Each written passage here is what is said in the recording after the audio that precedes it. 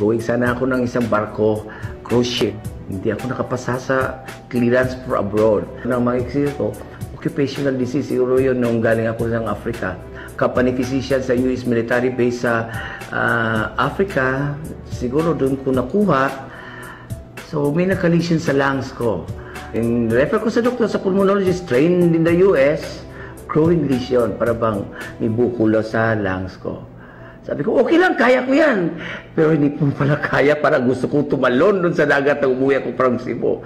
Then a friend of mine, nakita ko, he introduced me about this agaricus. And then nang mabasa ko, yun, a very potent and very strong immune booster. Pang-booster mo na sa sarili mo, sa immune system ng body mo, para malabanan yung tumutubo na lesion sa lungs. So why not try agaricus? So sinubukan ko yon.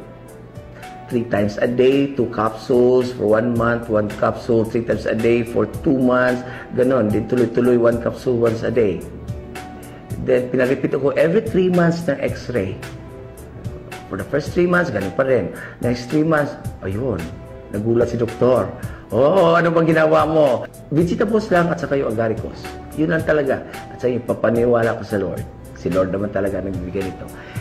And as anesthesiologist, hindi ko napansin na because of the hectic schedule and kasi nasa gobyerno ako na hospital, marami kaming pasyente, and from time to time, tinatawagan naman ako sa mga private hospitals na dalawa dito sa Surigao.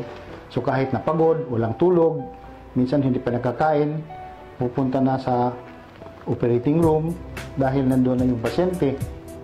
Naturally, yung health aspect mo mag-back down. So there was one point in my career na pag aakyat ako sa second floor kasi nandoon yung operating room namin sa hospital, medyo humihingal ako. Sasakit, naninikip na yung dibdib ko, para akong sinasakal, minsan nagbablard yung vision ko.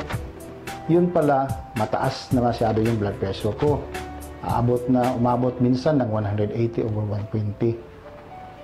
So I take the medications, antihypertensive, for several years.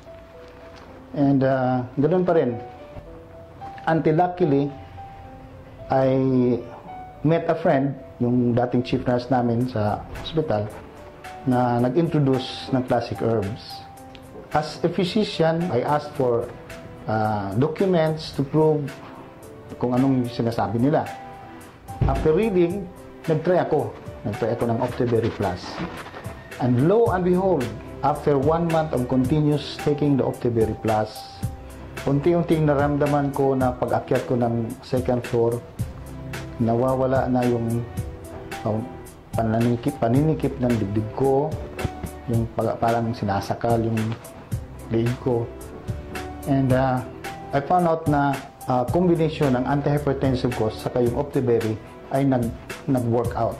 So bumaba yung blood pressure ko, kino-continue ko na yung Optiberry. What is macular degeneration? It affects the eye. And unfortunately, I have that. I have a macular degeneration on my left eye. Macular degeneration is a dreaded disease. I would rather have cataract than macular degeneration. I didn't even know that I had it. Then I was seeing like mosquitoes flying around my eye. So I thought they were really mosquitoes. But then I didn't mind because I had a really very good vision. And then one time, because I'm really a doctor, I said, let me see. Then I tried to test.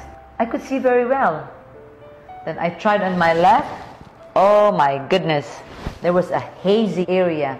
If this is like your eyesight, on the left upper was really hazy. And that, I was really afraid. So I went not to an ordinary ophthalmologist, but I went to a retinologist. And I was diagnosed to have macular degeneration.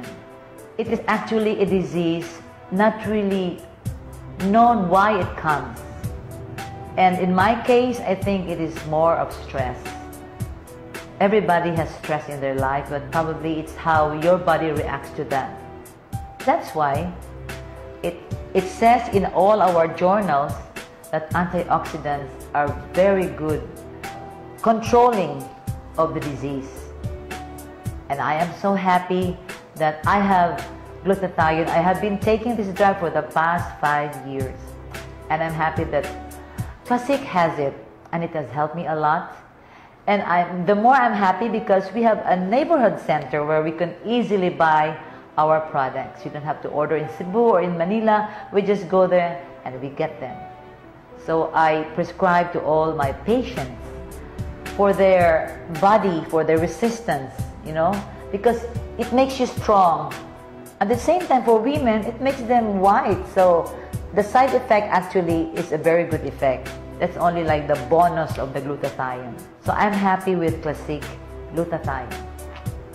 2 years ago, when my son is having dengue fever, the platelet drops to 60. I cried. As a mother, no, matatakot ka kasi maraming namamatay ng dengue, di ba? When my platelet of my son goes down to 60, he cannot tolerate Gatorade, he cannot tolerate mods, apple drinks and everything that they tawa-tawa and other. My son cannot tolerate it because of abdominal upset, because of abdominal pain. I remember the beta-glucan. So I tried, drink this one. When he started sipping that beta-glucan, I'm very happy because he said to me, "Ma, my stomach is okay." Wala pa naubos yung isang pack niya. So we repeat the platelet. My God, parang na-jump ako kasi from 60, nagiging 100 yung platelet niya. And he's really, really okay. My God. Thanks to beta-glucan, I said to them. So, ang magiging function ng D-glucan, mag-contain ito ng natural steroid. It's suppress ng further growth sa cancer cells na kung mayroon kayong pansin na lumalaki yung bukol na talagang na-biopsy yun ng mga cancer cells, bigyan mo ng D-glucan, araw-arawin mo yan, pagkatapos mayat maya malalaman mo na talagang nagsusubside yung growth ng bukol.